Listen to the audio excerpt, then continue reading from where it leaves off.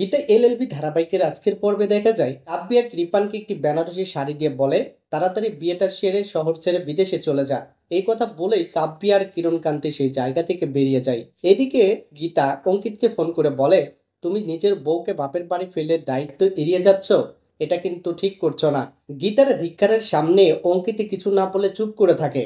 তখন গীতা জানিয়ে দেয় মেহেক মিসিং, কৃপান তাকে তুলে নিয়ে গেছে। তখন অঙ্কিত বলে, ঠিক আছে, আমি এক্ষুনি আসছি। তারপরে গীতা জিজ্ঞেস করে, পদ্ম কোথায়? অন্যদিকে বিদ্যুৎ পদ্মকে দড়ি দিয়ে বেঁধে মেঝেতে ফেলে রাখে আর মাথায় বন্দুক ঠেকিয়ে বলে, মেহেকের বিয়ে না হওয়া পর্যন্ত আপনি এখান থেকে যেতে পারবেন না। এদিকে মেহেক আপন মনে বলতে থাকে, আমি বিবাহিতা, আমাকে এমনভাবে আর পাবে না তুমি কৃপান। তারপর কৃপান মেহেককে বেনারসি শাড়ি তাই পরার জন্য, কিন্তু মেহেক বলে এই সস্তা বেনারসি আমি পরবো না। তখন থেকেই মেহেক নাটক শুরু করে দেয়। আর তখন কৃপান তাকে মেরে ফেলার হুমকি দেয়।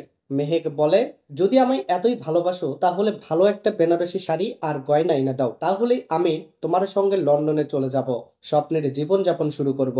এই কথা শুনে কৃপান একদম গলে যায়।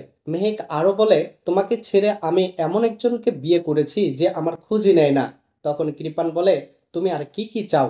তারপরে মেহেক গয়নার তালিকা বলতে থাকে। কৃপান ঢালিকে ডেকে বলে, দামি বেনারসি শাড়ি নিয়ে আসেন। ঢালি বলে, এত রাতে শাড়ি কোথায় পাবো, ও তো তোমাকে নাচাচ্ছে। তখন কৃপানে রেগে গিয়ে বলে, তাড়াতাড়ি যা, আমার মাকে বলিস গয়নাগুলো যেন তাড়াতাড়ি দিয়ে দেয়। মেহেকে তখনও বলে, তোমার মায়ের নেকলেস, পদ্মর বাউটি আর কোমর বন্ধনীটাও চাই, তারপর লন্ডনে আমাদের ফুলসজ্জা হবে। এই কথা শুনে কৃপান আরো গলে যায়। ঢালি গয়নার ব্যবস্থা করতে বেরিয়ে পড়ে।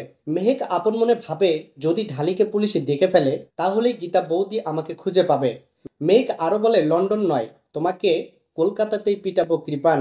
এদিকে গীতা বাড়ি ছাড়ার সময় বড়বাবুকে বলে, মেহেক কোনো খেলা খেলছে, ও খুব বুদ্ধিমতী, 24 ঘন্টা ব্যানার্জি বাড়ির উপর নজর রাখুন।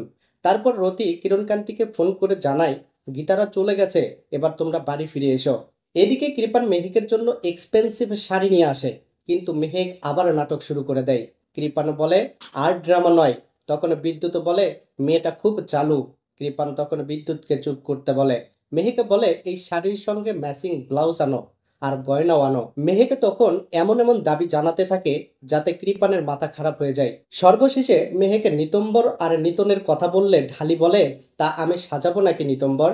তাহলে বন্ধুরা, কি হতে চলেছে আগামী পর্বে দেখতে চোখ রাখুন আমাদের চ্যানেলে আর ফেসবুক পেজে।